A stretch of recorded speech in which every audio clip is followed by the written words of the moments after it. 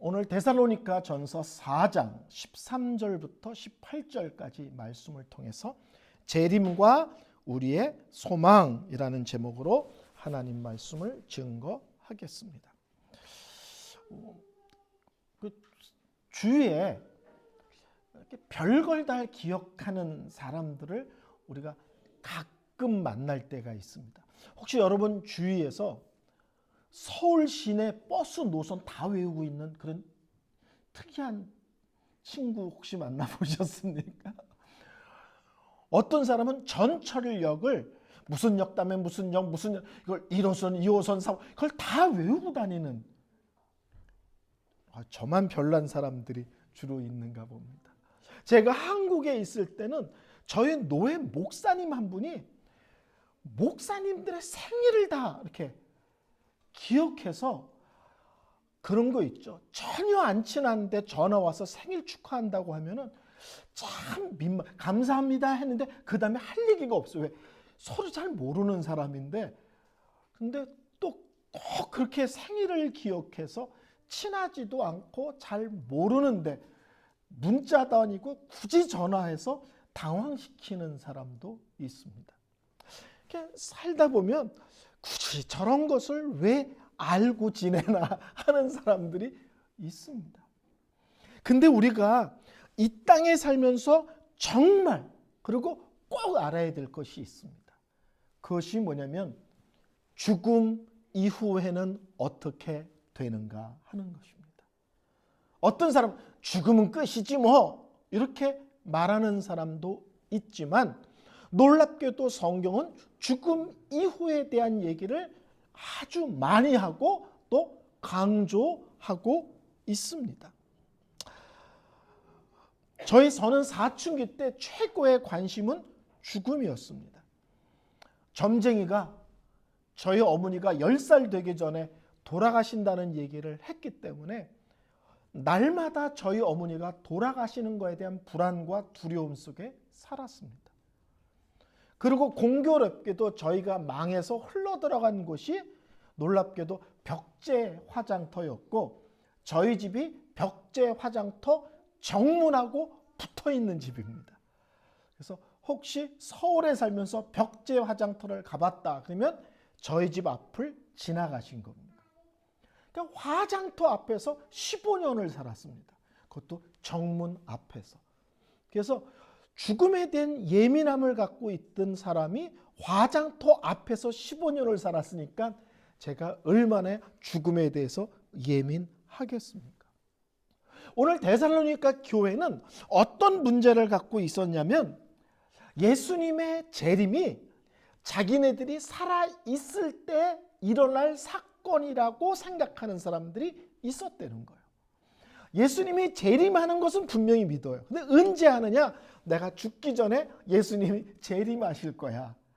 그래서 두 가지 문제가 생긴 거예요. 하나가 지난주 본문입니다. 예수님 곧 오실 텐데 직장은 나가서 뭐해? 예? 학교는 가서 뭐해? 그러면서 일상을 다 때려쳐 버리는 거예요.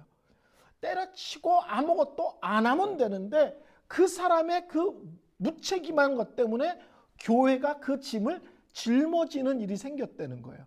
가장이 멀쩡한 직장을 때려치고 곧 오실 예수님을 기다린다 그러면 그 가족은 누가 먹여 살리겠어요? 결국 교회가 짐이 되는 그런 희한한 일들이 벌어진 것입니다. 또 하나, 내가 살아있을 때 예수님이 재림이 일어날 거라고 믿고 있었는데 성도들 중에 예수님이 재림을 안 했는데 돌아가신 분들이 계시는 거예요. 그러니까 성도들 중에 당황하겠죠. 예수님의 재림이 빨리 올 거라고 생각했는데 재림 전에 죽는 분들이 있으니까 당황하고 그것이 또 말할 수 없는 충격이 되었습니다. 그래서 오늘 본문은 이런 것을 갖고 문제가 되어 있는 데살로니가 교회의 성도들의 재림에 대한 생각들을 바로잡아주는, 예수님의 재림을 너무 사모하고 손꼽아 기다리는 것은 귀하지만 그런 식으로 기다리는 것은 하나님의 가리킨 방법이 아님을 바로잡기 위한 것이 오늘 본문의 내용입니다. 자, 제가 수도 없이 말씀드렸지만 성경을 읽을 때 그 본문의 강조점을 찾는 가장 쉬운 방법 뭐라고 그랬습니까?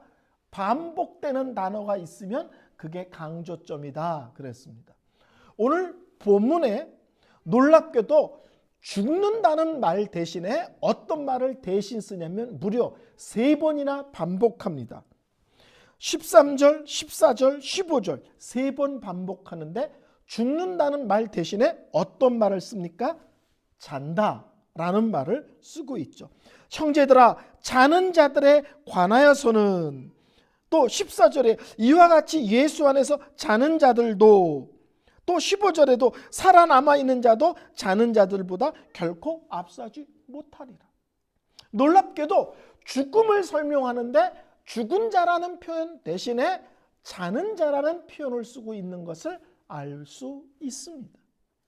근데 이 표현을 아주 잘 사용하시고 많이 사용하신 분이 계신데 누구냐?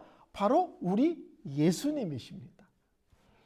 12살 먹은 야이로의 딸이 죽었을 때 우리 예수님께서 그 집을 방문했죠. 그랬더니 사람들이 애곡하고 난리가 났어요.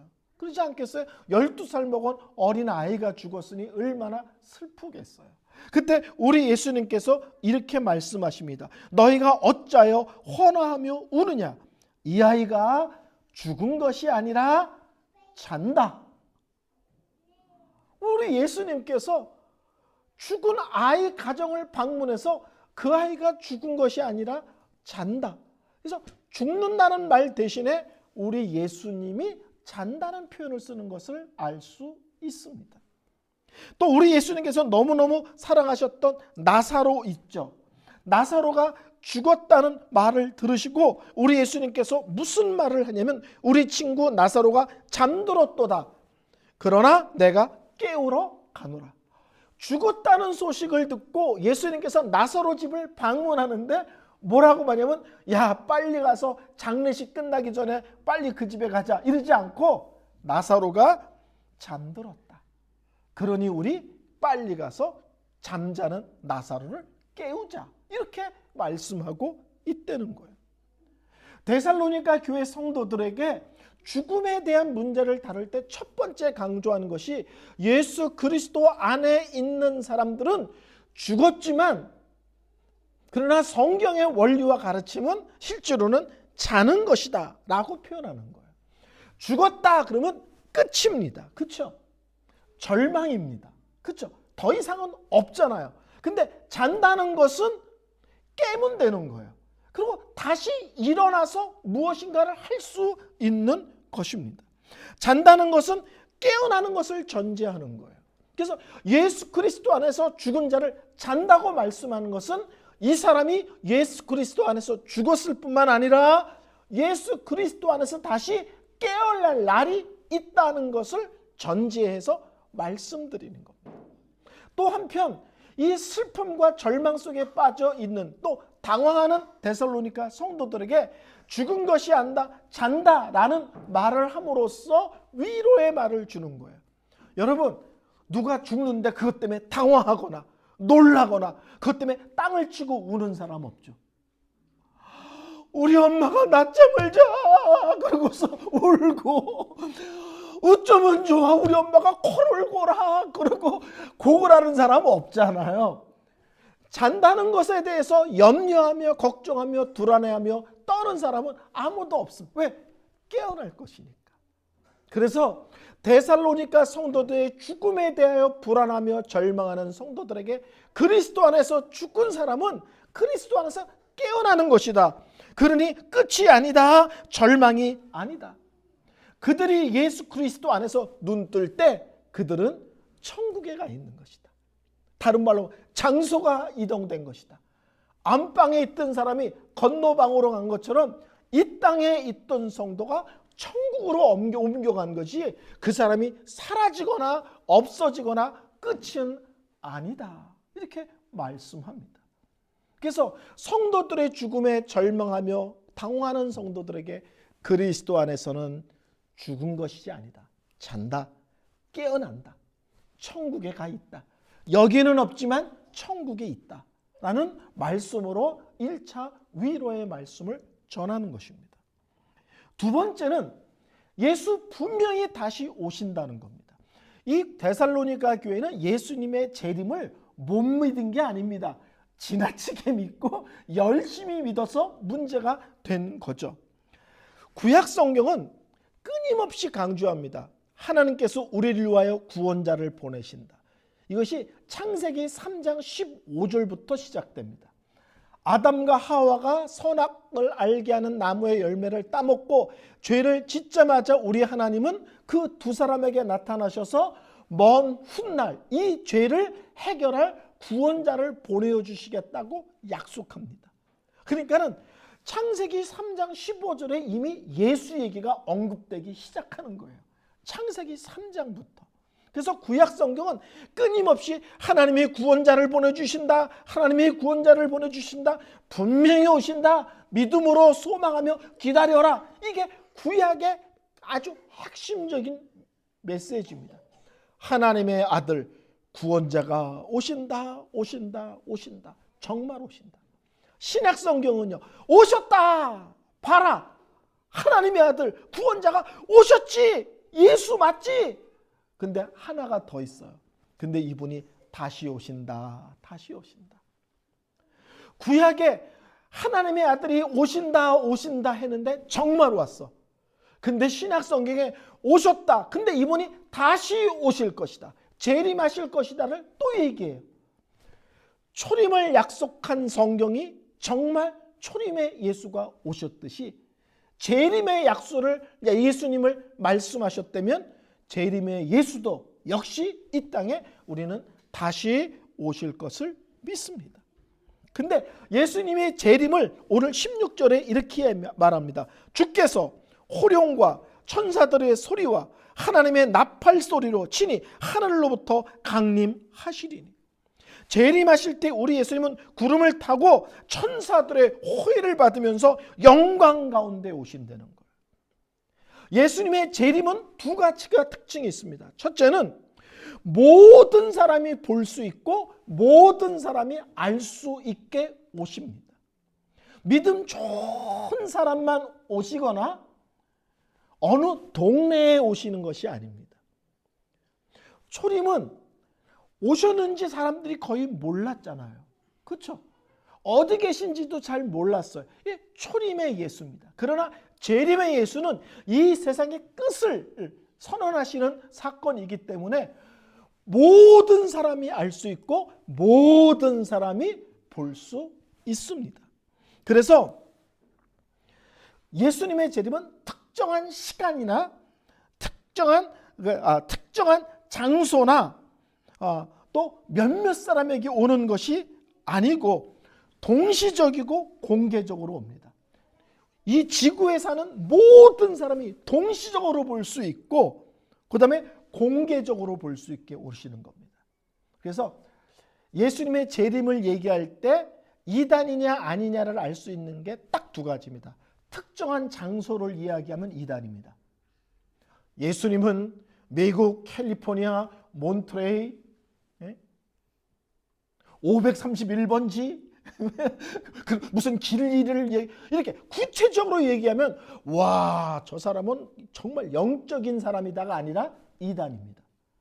예수님이 다시 오시는 사건은 우주적인 사건이지 어떤 동네에 임하시는 게 아니라고. 그래서 장소를 짚으면 무조건 이단입니다. 둘째, 몇 날 몇 시를 얘기하면 무조건 이단입니다. 지가 어떻게 알아? 예수님이 오시는 시간을. 그래서 시간을 얘기하거나 장소를 얘기하면 이단입니다. 근데 분명한 게 있습니다. 예수님은 분명히 재림하시고 재림하실 때는 모든 사람들이 예수님의 재림을 자기 눈으로 보게 되고 예수님이 재림하셨다는 사실을 한 명도 의심할 수 없게 될 겁니다. 구름 타고 천사들의 호의를 받으면서 영광스러운 모습으로 오실 것입니다. 이 하나님이 구원을 이루시는 역사는 그 순서가 있습니다. 순서. 예수님이 오셨죠. 오신 다음에 순서는 뭐가 있어요? 십자가가 있습니다. 십자가 다음에는 무슨 순서입니까? 부활이 있죠. 부활 다음엔 뭐가 있습니까? 하늘로 올라가는 승천이 있죠. 승천 다음엔 중요한 사건이 뭡니까? 오순절 성령 강림입니다. 그 다음 순서는 뭔지 아세요? 무조건 재림입니다. 우리가 분명하게 아는 것은 다음 순서는 재림밖에 남지 않았다는 거예요. 오순절 성령 강림 다음에 하나님이 이 세상을 움직이는 구원의 역사의 순서는 그 다음은 재림입니다.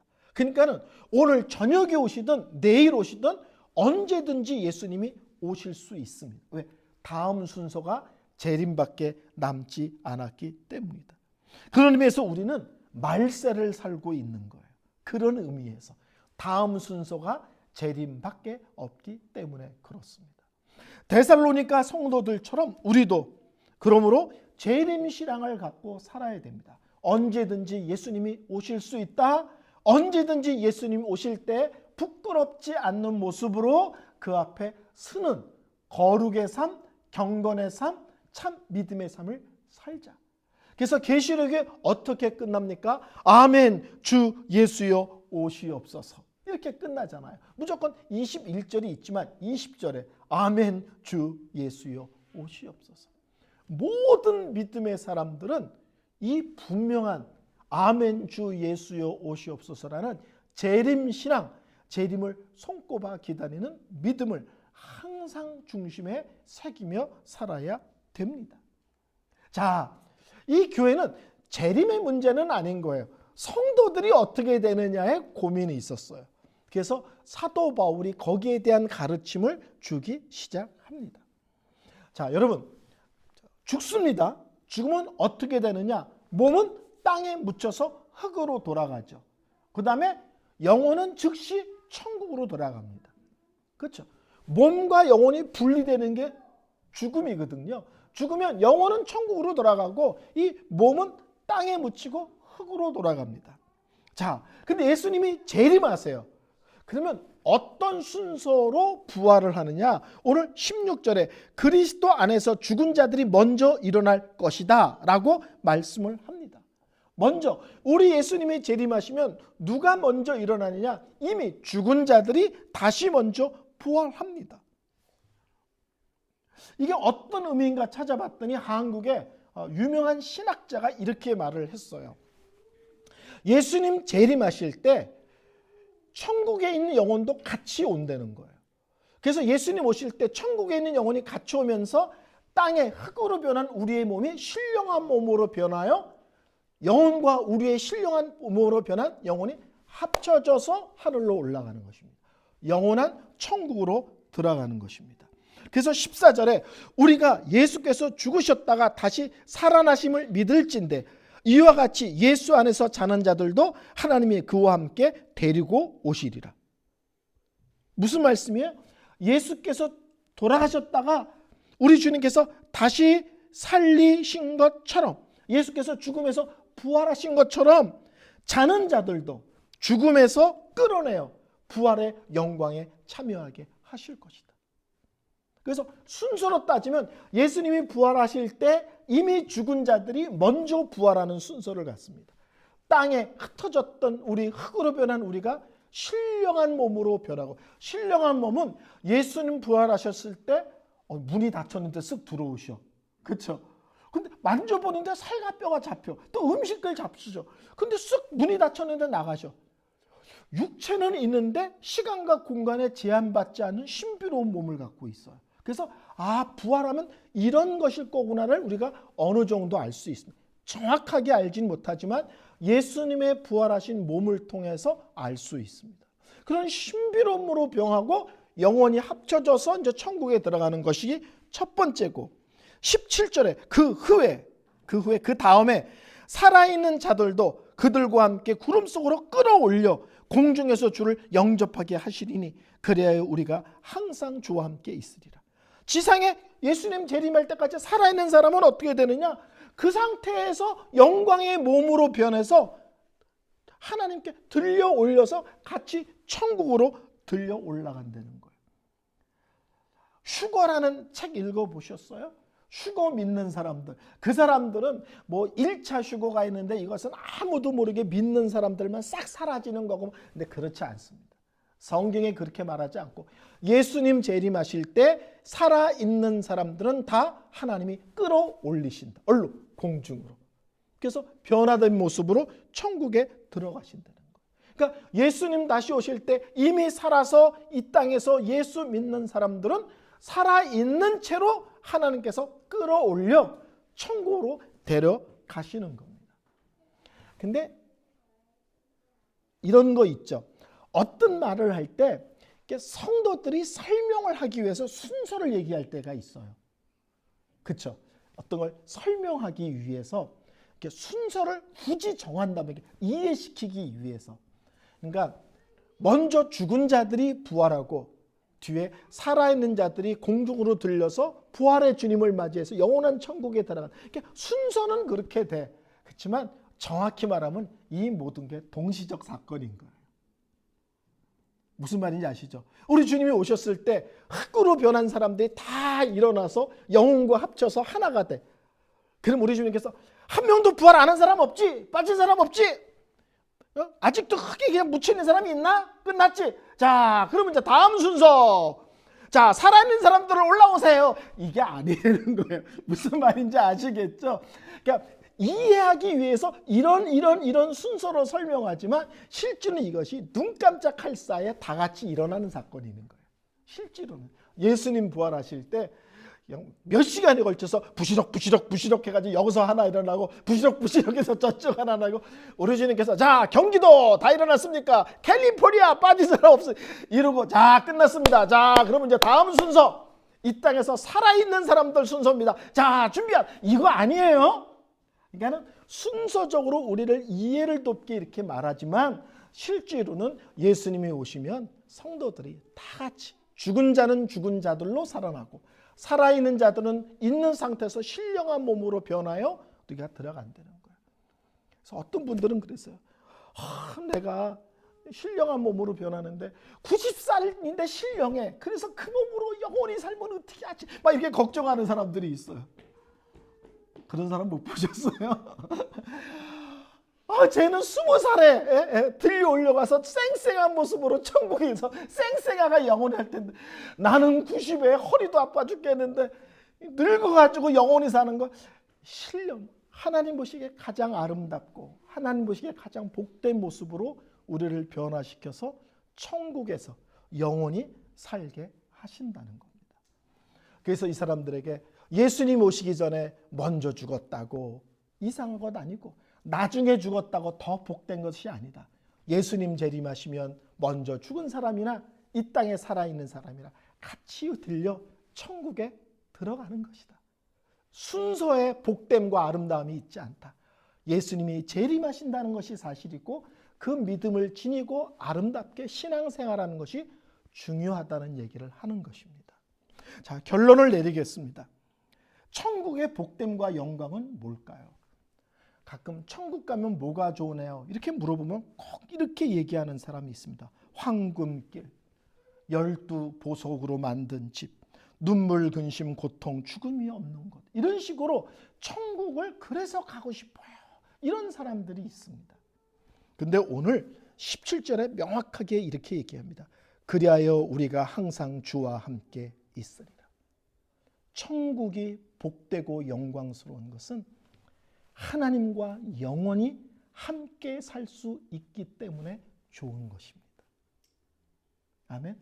다른 것이 있어서 좋은 것이 아니라 다른 건 있어도 그만 없어도 그만 가장 좋은 것은 하나님과 영원히 함께 할 수 있어서 좋은 것입니다. 더 이상 죄에 대한 고민할 필요 없고 죄 때문에 우리가 쓰러지거나 넘어질 필요도 없고 온 전심으로 하나님을 찬양하며 그 안에서 믿음의 복됨과 아름다움을 다 누리면서 살 수 있는 것. 하나님과 함께 하나님 안에서 살 수 있기 때문에 천국이 복된 것입니다. 13절에 이런 얘기를 합니다. 이는 소망 없는 다른 이들과 같이 슬퍼하지 않게 합니다. 여기서 소망 없는 이들이라는 것은 예수 믿지 않는 자들을 얘기합니다. 오늘 사도 바울이 이 13절부터 18절까지 말씀을 하면서 이 말씀을 자세히 너희들에게 풀어주는 것은 예수 모르는 사람들처럼 죽음 때문에 슬퍼하고 절망하지 않게 하기 위해서다. 우리는 자는 것이고 언젠가 예수 안에서 다시 깨어날 것이니 걱정하지 말으라는 말씀을 합니다. 여러분 혹시 장례식에 많이 가보셨죠? 저는 목회자로서 장례식도 많이 치러봤고 어렸을 때는 장례의 사모 근데다 맡기지 않아서 목회자들이 다 염도 이렇게 저는 직접 하진 않고 담임 목사님이 할 때 제가 옆에서 염을 다 하고 또 시신도 손으로 다 닦고 이런 거를 전도사 시절에 친히 다 했습니다. 또 임종도 많이 목격했습니다. 제가 임종을 목격한 임종 중에서 가장 기억이 남고 가장 아름다웠던 장면은 뭐냐면 예수 믿은 지 그렇게 오래되지 않으신 분이세요. 근데 교회를 나오는 날부터 그렇게 예배를 사모하고 말씀을 사모하면서 노 부부가 정말 교회를 열심히 나오셨어요. 그 할아버지가 돌아가시는데 막 돌아가시려고 해서 구역 식구들 부르고 일가 친척을 다 연락해서 불렀는데 거기에 참석한 일가 친척 중에 예수 믿는 사람이 한 명도 없어요. 근데 이 할아버지가 돌아가시기 일보 직전에 손을 이렇게 들더니 임종 예배가 끝났어요. 예배가 딱 끝났는데 할아버지가 손 들더니 여러분 나 오늘 천국 갑니다. 이러시는 거예요. 그러면서 예수 믿고 우리 다 같이 천국에서 다시 만납시다. 그리고 손을 이렇게 흔들고 돌아가셨어요. 성도들도 충격을 받았지만 예수 믿지 않는 가족들, 친척들이 다 충격을 받은 거예요. 예수 믿는 사람은 죽음을 저렇게 맞이하느냐. 이런 것이 예수 믿는 사람의 인생의 끝이라면 우리도 이제부터 예수 믿겠다. 그래서 그분이 손들고 돌아가셨는데 그 사건으로 거기에 참석한 친척들이 다 예수 믿겠다고 결단을 하는 엄청난 사건이 벌어졌습니다. 예수를 믿은 지 1년도 채 안 되는 연세 많으신 할아버지인데 손을 흔들면서 여러분 저 천국 갑니다. 예수 믿고 천국에서 우리 다 같이 만납시다. 성도의 소망, 성도의 위로가 무엇인지가 정확합니다.